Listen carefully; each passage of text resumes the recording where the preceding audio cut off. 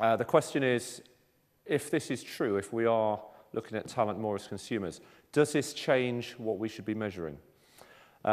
Short answer is yes. If we look at what we traditionally measure around talent, it tends to be a lot of it's process measures. Actually, we tend to measure the effectiveness of our succession planning process rather than what actually happens, for example. I think some of the things that we need to look at here, let's look first of all at the external market. If we need to understand what it is that talent needs and what it's thinking, we need to engage with it outside of our organization in the same way that we'd engage with potential customers or consumers for our products and services if in terms of what we make, what we sell. We don't tend to do a lot of that. So I can see a situation coming where we need to be looking at things like brand awareness in areas of the talent market that are key to our strategy. Maybe even some sort of talent focus groups and things like that. Or we can pay third-party providers to give us information or to generate insights around what it is particular segments of the talent population are looking for. I think then as we approach the organization, rather than looking at things like how many offers do we make, we need to be looking at things like offer to acceptance ratios.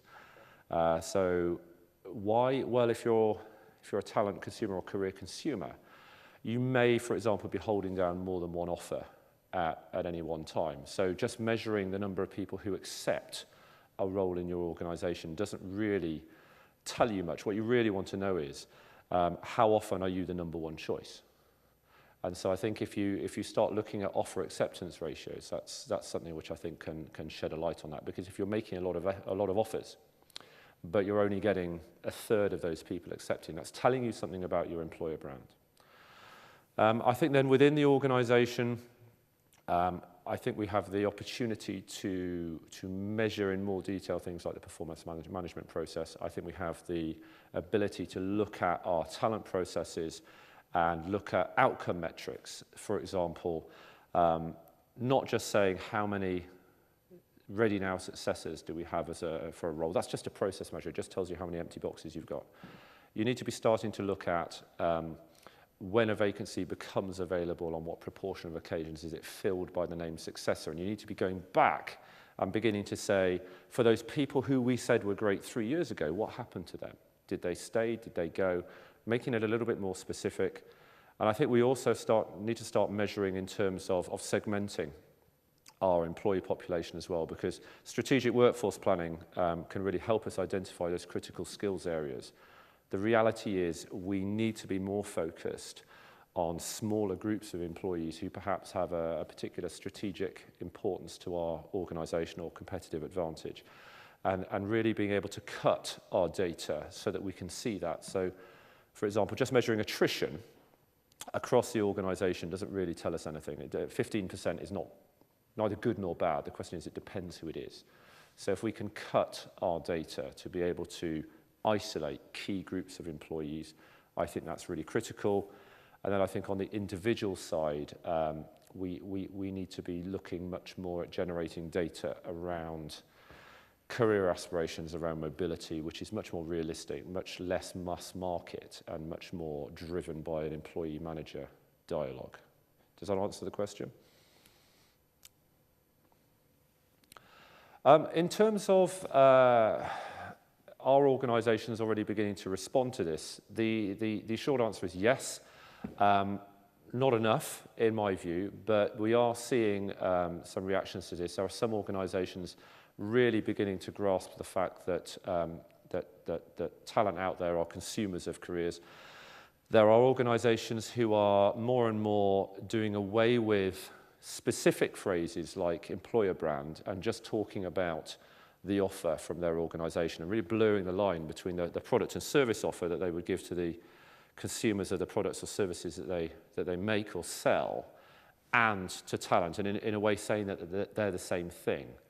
The best example I heard of recently, actually, and this is a sobering thought, is one large financial services organisation based in the UK, but global, has just moved employer value proposition out of HR and put it down the hall in marketing, I think is recognition, first of all, of the fact that they see no real distinction between the consumer brand for the products and services and the consumer brand for careers within their organisation. But also I think it's a recognition the type of skill sets that organisation sees as being critical to activating that are more marketing skill sets. So I think there's an interesting message there for HR about what we need to do if we're to keep really on top of some of these issues. So the question is, if in the talent is a consumer of careers world, employees are potentially going to stay in our organisations for shorter lengths of time, or perhaps not as long as we might have assumed. What does that mean? How do we react to that? Well, I think it raises some interesting questions.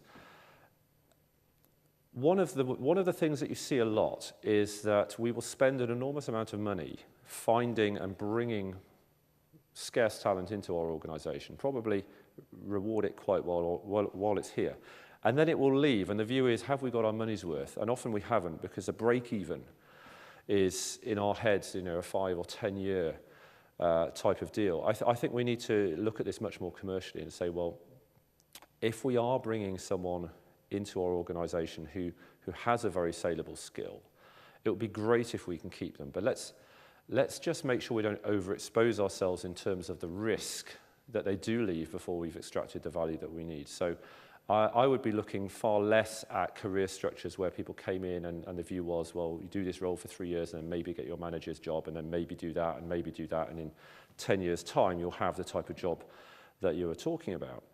And much more almost having an assignment mentality of saying, if we could bring somebody in and put them right on a pivotal project or a pivotal activity of real strategic importance, maybe with some clear deliverables, as an employee, but almost treating the way we set it up almost like a short-term assignment, where we're saying, well, in 2 years' time, we will aim to have delivered this. Maybe we can defer some of the reward even. And then sitting down with that individual at the end of that time and saying, right, how's it been for you? How's it been for us? Do we want to continue this relationship, in which case there's another important thing we'd like to put you on? Almost chunking down that longer-term 10, 15-year career discussion into a series of shorter horizon-based discussions, I think is something that we will need to do. It's going to have implications on reward. It's going to have implications on how we allocate people around the organisations shorter term. But I think we're heading in that kind of direction.